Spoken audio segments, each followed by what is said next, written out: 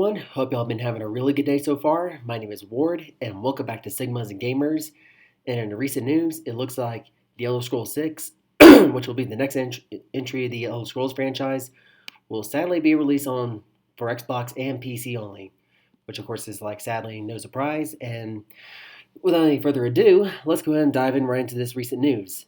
So it starts off saying that ever since Microsoft's Zenimax Media acquisition, the question of whether the Elder Scrolls 6 will be an Xbox platform exclusive that has haunted PS5 owners, Starfield will be an Xbox exclusive, much of the chagrin of PlayStation owners. But surely, good guy Phil Spencer would not deprive a massive, healthy platform of one of the most anticipated games of all time. Well, sadly, it looks like that's what Microsoft is going to do. And that's according to the new interview with the Xbox boss at GQ, which makes it plain as day that the Elder Scrolls 6 will act as a kind of a cudgel against Sony's console market dominance.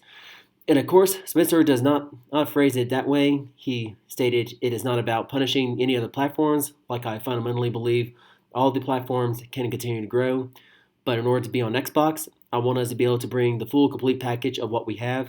And that would be true when I think about Elder Scrolls 6. And that would be true when I think about any of our franchises." PC players need to not fret. Microsoft releases all of its first-party games on PC day one nowadays. So, short of an unexpected about face, the Elder Scrolls 6 is definitely coming to our platform. And it makes a lot of business sense, but it's still an exquisitely brutal move. Skyrim players got last week's Anniversary Edition on PlayStation. Mojang continues to update Minecraft on PlayStation, and both Fallout 76 and Elder Scrolls Online will continue to be expanded on Sony platforms. A few lingering exclusively deals signed between Bethesda and Sony ahead of the acquisition are still playing out too, in the form of Deathloop and Ghostwire Tokyo. And the interview coincides with Microsoft's 20th anniversary celebration for Xbox, which included the no-so-surprise early launch for Halo Infinite's multiplayer component. Sony's offered congratulations to Xbox earlier today for the milestone, but we will see if that good cheer is still around when Elder Scrolls 6 eventually launches. And so, yeah.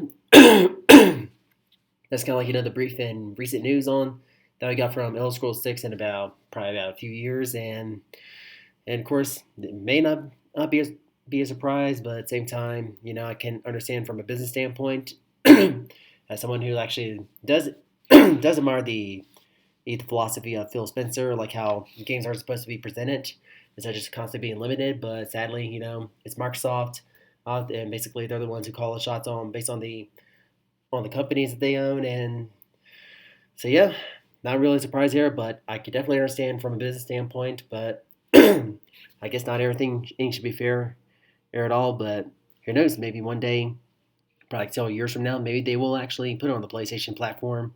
But only time will tell. And so that's going to be it for today's video. And I know it's going to be short, and despite the stuff that I kind of had stuck in my throat and all that stuff, but if you found this video to be helpful and informative, then be sure to drop a like as always, and subscribe for more content like this, and hit the bell to be notified when my next video is going to drop.